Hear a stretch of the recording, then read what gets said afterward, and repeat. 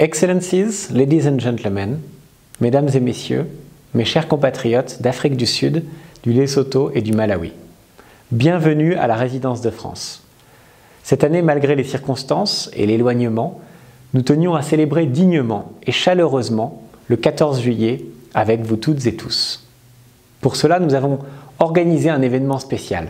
Nous avons livré des repas avec l'aide du chef Wandile Mabaso à l'association Home of Hope, un orphelinat qui vient en aide aux jeunes filles à Johannesburg, en partenariat avec l'hôpital pédiatrique Nelson Mandela. Et nous avons organisé également une levée de fonds pour l'hôpital Nelson Mandela. Merci à toutes et à tous pour votre engagement solidaire à nos côtés. Cette année aura été à nouveau une année de grands défis, marquée par la crise de Covid-19. Elle a été difficile pour beaucoup d'entre nous, mais elle a été aussi riche en projets et en réalisations.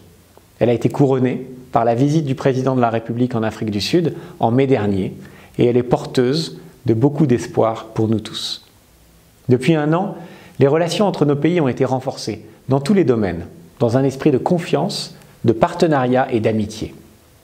Comme nos deux présidents le montrent en travaillant ensemble sur la scène internationale, nous soutenons les actions communes entre l'Afrique du Sud et la France sur le continent africain et nous avançons sur le terrain à travers des actions concrètes dont je voudrais parler. Nous avons fait notamment de l'éducation une grande priorité avec la réussite de nos deux lycées franco-sud-africains de Johannesburg et du Cap et la coopération réaffirmée avec le ministère sud-africain de l'Éducation. Nous avons largement transformé notre coopération universitaire avec pour la première fois, et malgré tous les défis, une augmentation du nombre de boursiers, davantage d'étudiants en mobilité dans nos deux pays et des partenariats renouvelés entre nos universités. Je remercie beaucoup nos entreprises françaises qui participent activement à cette dynamique et ont créé par ailleurs, avec la ministre Elisabeth Moreno, le label French Skills pour la formation professionnelle des jeunes Sud-Africains. C'était une étape très importante qui va se poursuivre.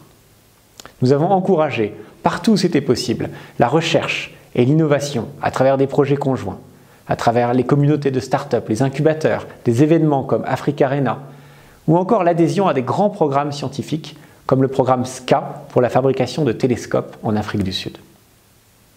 Avec l'Institut français en Afrique du Sud, IFAS, et notre réseau des alliances françaises, nous avons travaillé toute l'année avec des artistes, avec les industries créatives, pour monter des projets culturels dans les domaines de la musique, de la mode ou des jeux vidéo, du cinéma, tout en soutenant des valeurs fortes telles que la diversité culturelle, l'inclusion sociale, le plurilinguisme, la promotion des femmes, l'égalité des genres. Nous avons organisé une série de débats ces derniers mois avec des ONG, des centres de recherche, des think tanks et des représentants de la jeunesse pour préparer le sommet Afrique-France qui se tiendra à Montpellier début octobre. Nous le suivrons ensemble. Nous avons accompagné la création de nombreuses initiatives, comme le réseau des femmes entrepreneurs qui se déploie activement en Afrique du Sud. Ces derniers mois, de nombreuses associations de terrain ont reçu l'appui de la France, en Afrique du Sud, au Lesotho, mais aussi au Malawi. Elles font vivre au quotidien l'idéal de solidarité entre nos pays et je salue leur travail exceptionnel. Notre coopération se tourne également vers le secteur public avec, par exemple, le soutien à la lutte contre la cybercriminalité ou les formations numériques pour les hauts fonctionnaires sud-africains auprès de la National School of Government. Toutes ces actions sont au cœur de notre coopération et elles font vivre notre quotidien. Bien sûr, le secteur de la santé nous a beaucoup mobilisés cette année. Au niveau international, la France et l'Europe se sont battues pour que les traitements et les vaccins arrivent plus rapidement en Afrique. Ce combat se poursuit, vous le savez. Nous le menons avec l'Afrique du Sud pour accélérer les livraisons de vaccins sur l'ensemble du continent. Cette action s'est aussi matérialisée avec l'approvisionnement de vaccins contre la Covid-19 pour la communauté française qui est mise en œuvre actuellement. Ici, en Afrique du Sud, nous l'avons accompagné avec nos partenaires de manière très volontaire en soutenant un autre objectif ambitieux et nécessaire, la production locale de vaccins. Ce travail mené avec l'Allemagne, l'Union européenne, la Banque mondiale et les États-Unis a porté ses fruits au moment de la visite présidentielle. L'Organisation mondiale de la santé a annoncé en juin, vous l'avez peut-être suivi, la création d'un premier hub mondial de transfert technologique en Afrique du Sud pour la création de vaccins. Et l'industrie pharmaceutique sud-africaine va recevoir une aide très importante pour développer ses propres capacités de production. Ce sont de beaux résultats collectifs et importants. Ladies and gentlemen, we will continue to advance our cooperation and promote our common objectives. This last year, in spite of the challenging circumstances, the economic bonds between our countries have been strengthened. The French companies in South Africa have been incredibly active. They have been working as a team under the guidance and the leadership of the South African French Chamber of Commerce and the French Trade and Economic Advisors. We wish to thank them and congratulate them for all their work. Our South African partners know that French companies are doing their best to maintain jobs, investments and opportunities. We share high expectations and high ambition together. It's not an easy endeavor. The COVID has affected many sectors, including hospitality or tourism.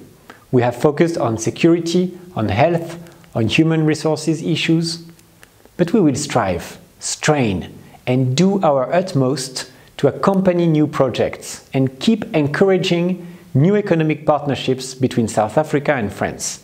Across the board, we stand together. One of the most important objectives in the region, in the weeks and months to come, will be the fight against climate change and the protection of biodiversity, wildlife and oceans. Alongside our South African partners and our partners in the region, the embassy, the French companies and the scientific community will do everything we can to support an ambitious action plan towards energy transition and sustainable development. Ladies and gentlemen, mesdames et messieurs, mes chers compatriotes, les communautés françaises en Afrique du Sud, au Lesotho et au Malawi, sont fortes de leur diversité.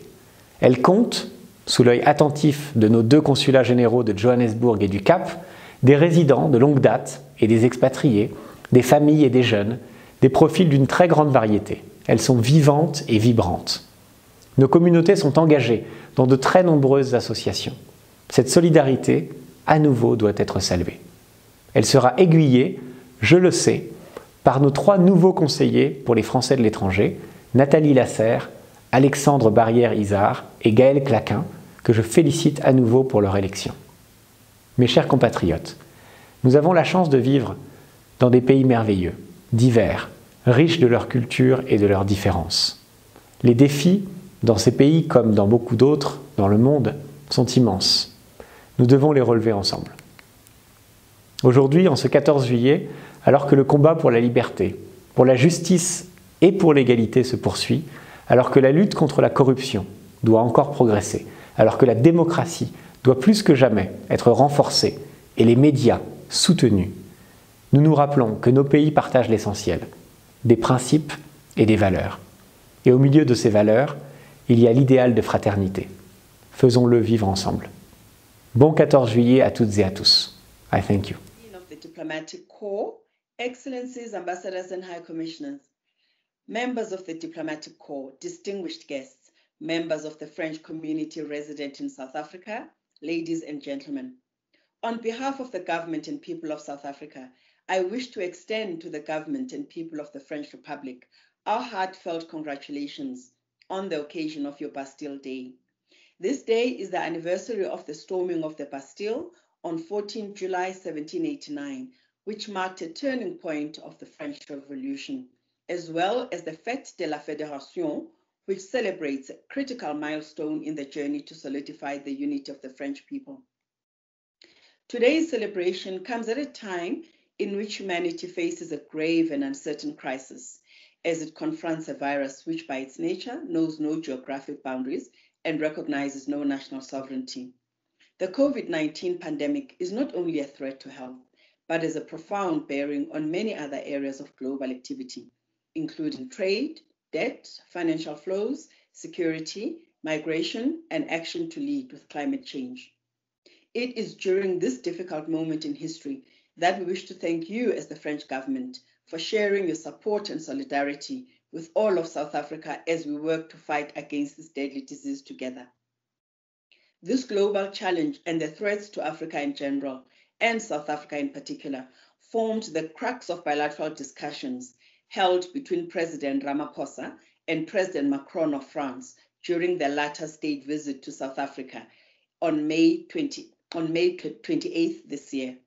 What a memorable occasion.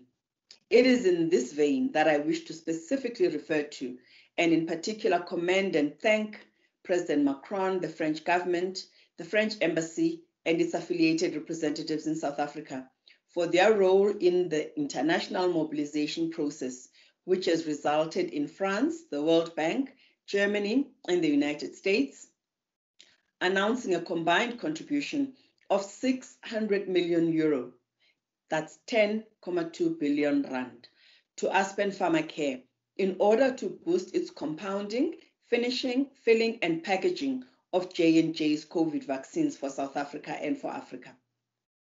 Our governments signed a further science and technological cooperation agreement during this state visit. We also had the honor to confirm on behalf of its members France's membership of the Southern Hemisphere's Radio Astronomy Intergovernmental Square Kilometer Array, popularly known as the SKA, a big step forward for cooperation in this field. At the economic level, as South Africa, we continue to warmly welcome the vote of confidence by leading French companies to expand their investments in our country, as evidenced by the 20 billion commitment pledged by French companies during previous investment conferences hosted by our president. In strengthening our world's multilateral system, South Africa remains committed to continue supporting the Paris Agreement on climate change and a common vision on the environment and human rights. We will continue regular interaction and deliberation on addressing peace, security, and development concerns in Africa. Furthermore, we will continue to deepen the working relationship between the African Union, the European Union, and the United Nations to bolster peacekeeping, security, governance, and promoting democracy on our continent. We will uphold human rights by condemning the brutal acts of gender-based violence that have plagued our country and communities worldwide. Be thus assured, Your Excellency, that we will most certainly continue to address the issue of women's equality and emancipation. Ladies and gentlemen, it is well known that the people-to-people level, South Africa and France have historically enjoyed very strong relations, not only through the extensive number of tourists visiting each other's country, but also from the sizable French community living and working in South Africa. In conclusion, ladies and gentlemen, I believe that it is appropriate to recognize the sterling work that you, Ambassador Le Chevalier, and your embassy have done in continuing to foster relations between our two countries during your time as your president's representative to South Africa, especially during the recent state visit of His Excellency President Emmanuel Macron, our first high-level visitor since the onset of our new normal during the time of COVID-19, a highlight which brought a ray of sunlight amidst all the gloom and the doom. We look forward to continuing working with you and your colleagues in order to bring to fruition the continued work currently on our tables, especially the groundbreaking laudable effort of manufacturing vaccines, not only on our continent, but in this country. Let us raise a toast to the continued good health of His Excellency, President Emmanuel Macron, the government and people of France. Vive la France! I thank you. Merci beaucoup.